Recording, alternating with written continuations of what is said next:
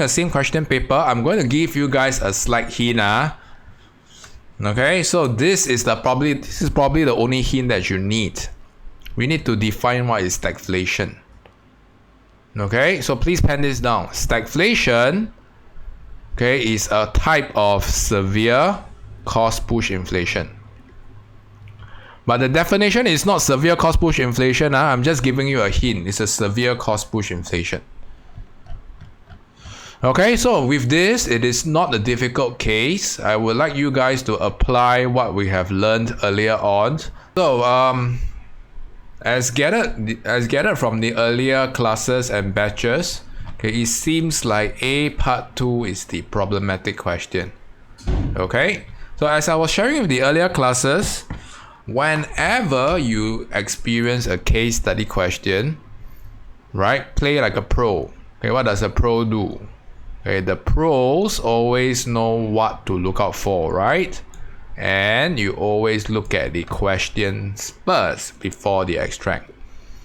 Okay, you never start from the front to the end. Okay, that's a game for amateurs. Would you like to be an amateur?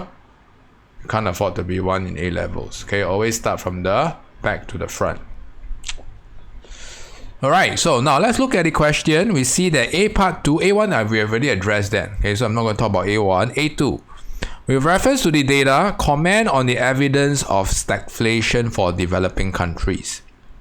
So first of all, we need to identify what question type or requirement is this for this question. For those who have been with me for quite some time, I have mentioned before, right? What is the question requirement for comment? Anybody still remember?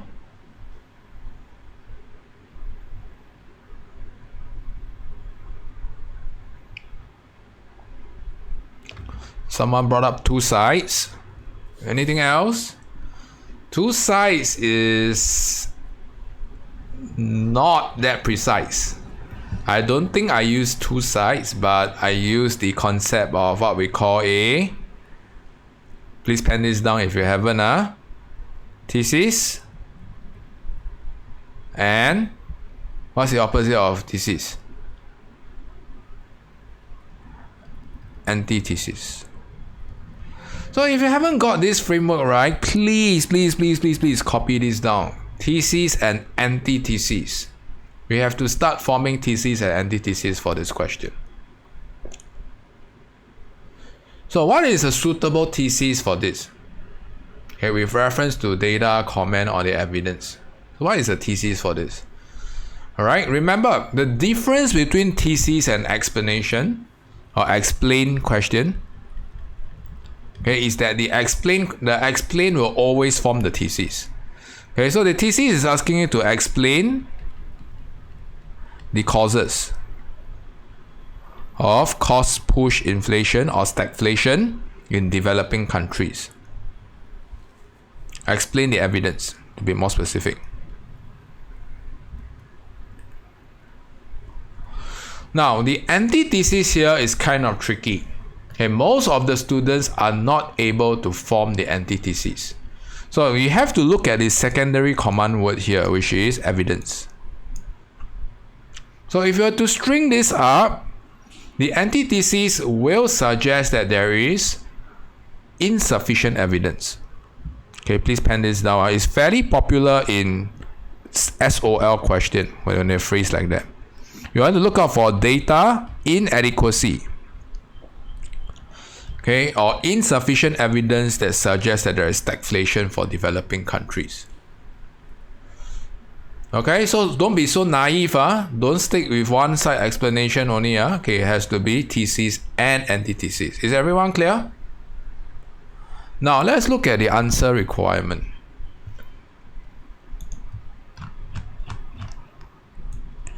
Alright, if you have your correction pen, okay, you can use it right now. Okay, later on, okay, I will show you how are we going to work backwards. Remember, okay, case studies is a game of reverse engineering. You need to look out for what you need from the extract. Okay, so what are the causes or evidence that suggest that there is cost push inflation, especially for the thesis. Okay, we will find out from the extract later on. Okay, when we look at the answer. Okay, so I'll just quickly address A1. Okay, stagflation refers to what? Okay, a situation that there's rising inflation and slow economic growth or fall in real national output. Okay, please don't define these as cost push inflation, though the meaning is the same. Okay, so this is a fairly simple definition. Okay, I can afford to skip. Now I want to talk about the focus, okay, which is this question. Okay, evidence, comment on the evidence, thesis and antithesis. Alright, so there are two possible theses that you can consider. Okay, the first one, you want to look out for extract 2, which suggests that there is lower fuel subsidy and higher minimum wage. Okay, to be more specific, I believe you can find it here. Okay, these are all developing countries. Do you see that?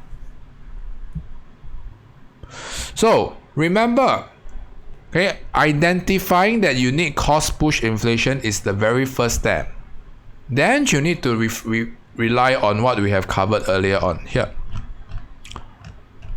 Okay, what type of cost push inflation is this?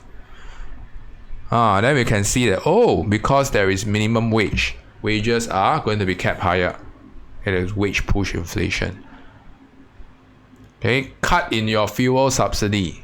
Okay, this is likely related to, it's not imported, okay, but it is going to drive up your domestic production costs. Okay, in that case, okay, this is going to be cost push inflation. So this is how you want to apply. Okay, identifying from the case material cost push inflation and identifying them in the answer. So remember, okay, it's always working backwards. You know that stagflation is asking for cost push inflation. Okay, you know that the thesis requires you to identify evidence. Go and find the evidence. Okay, lower fuel subsidy acts like a tax.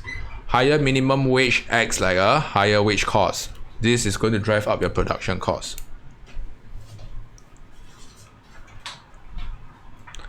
Okay, so the second thesis that you want to consider, okay, is here. Extract 2, South Asia and Africa, okay, due to energy shortage, supply side bottleneck, structural bottleneck. Do you see that? Okay, where is that?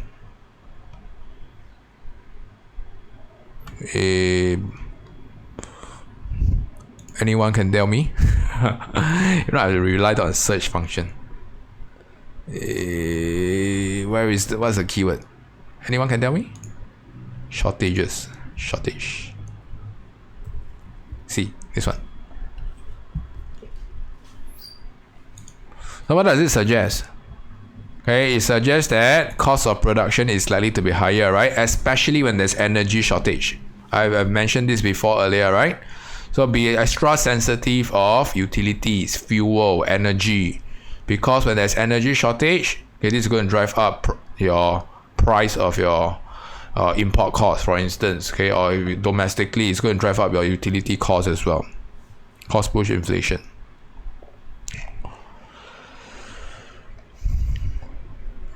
Now, for the antithesis, okay, it's fairly straightforward. Okay, for any form of data inadequacy, you need to identify a specific data that is not present in the extract. Okay, that may complete the whole picture of whether there is stagflation. So you can suggest things like what? Actual growth rate or unemployment rate, okay, in order to have an accurate judgment whether there is stagflation. So data inadequacy almost always requires you to identify an alternate indicator. Clear? Alright, I'm going to move on to the next question.